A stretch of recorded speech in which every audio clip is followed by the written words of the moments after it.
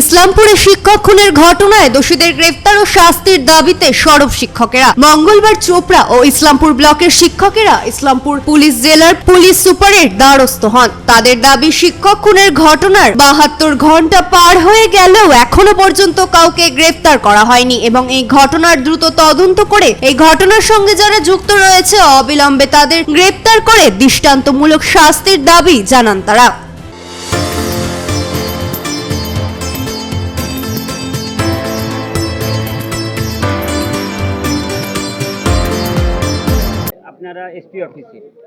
দেখুন, বিষয়টা হলো, আমরা আজকে এখানে রাজনৈতিক ভেদাভেদ ভুলে দল মত জাতি ধর্ম বর্ণ সব নির্বিশেষে আমরা সমাজের শিক্ষক এবং আমাদের সমাজের শিক্ষকেরই একজন অতি জনপ্রিয় শিক্ষক আমাদের নজরুল ইসলাম, তিনি গুলিবিদ্ধ হয়ে মারা যান।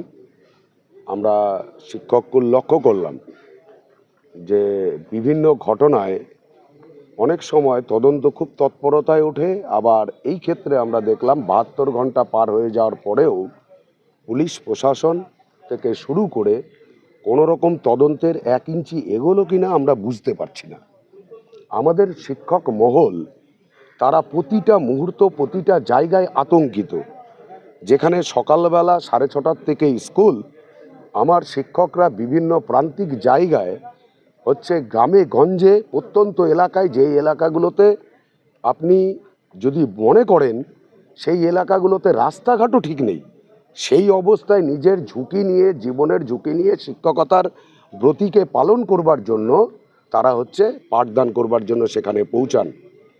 আমরা খুব মর্মাহত হয়েছিলাম সেদিন, যেরকম একটা ঘটনা ঘটতে পারে সমাজের সবথেকে নিকৃষ্টতম ঘটনা, যারা সমাজকে তৈরি করে।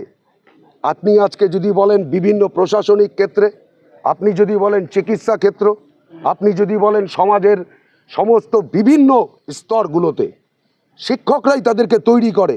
আর সেই ক্ষেত্রে শিক্ষক একটা দুষ্কৃতির দ্বারা হচ্ছে গুলিবিদ্ধ হয়ে মারা যাচ্ছে, তার কোনো সুরাহা হচ্ছে না। আমরা আজকে শিক্ষক মহল একটা শান্তিপূর্ণ আলোচনার জন্য আমাদের ইসলামপুরের মাননীয় এসপি সাহেবের কাছে এসছি।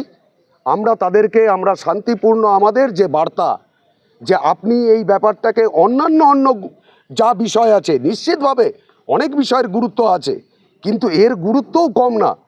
72 ঘন্টা পার হয়ে গেল, দুষ্কৃতী এখনো পর্যন্ত ট্রেস করা গেল না, একজনকে গ্রেপ্তার করা গেল না। তাহলে আমার সমস্ত শিক্ষক শিক্ষিকা যেইভাবে আতঙ্কিত, এতে খালি শিক্ষক না, সমাজটা আতঙ্কিত হয়ে যাচ্ছে যে আমরা কোথায় বাস করছি, কোথায় আমাদের নিরাপত্তা, কোথায় আমাদের কে দেবে। এই যে বিষয়গুলো, আতঙ্কিত, নিজেদের মধ্যে কুড়ে খাওয়া, একজন শিক্ষকের আমাদের সহকর্মী চলে যাওয়া যে কি বেদনাদায়ক, সে তো বলে বোঝানো যাবে না, উপলব্ধির বিষয় এগুলো। পুলিশ কি সঠিকভাবে তদন্ত? আমরা সেটাই জানতে চাইছি পুলিশের কাছে, যে আপনারা আমাদের জন্য কি ভেবেছেন। তাহলে বলুন যে না, শিক্ষক তোমাদের জন্য কোনো ব্যবস্থা নেই।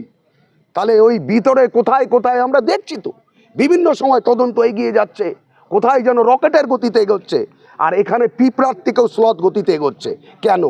এটাই তো আমাদের প্রশ্ন।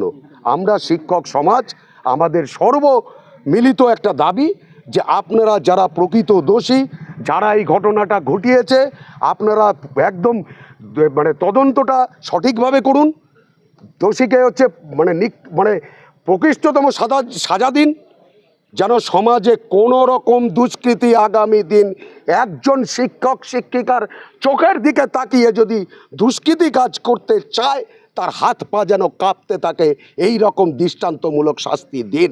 সেই ক্ষেত্রে আপনারা তদন্ত করুন, আপনারা নিশ্চিতভাবে এটা আপনারা চাইলেই পারেন, এটাই আমাদের আবেদন। আপনার নাম? আমার নাম রঘুপতি মুখার্জি। ইসলামপুর থেকে দেবব্রত চক্রবর্তীর রিপোর্ট, কুলিক নিউজ।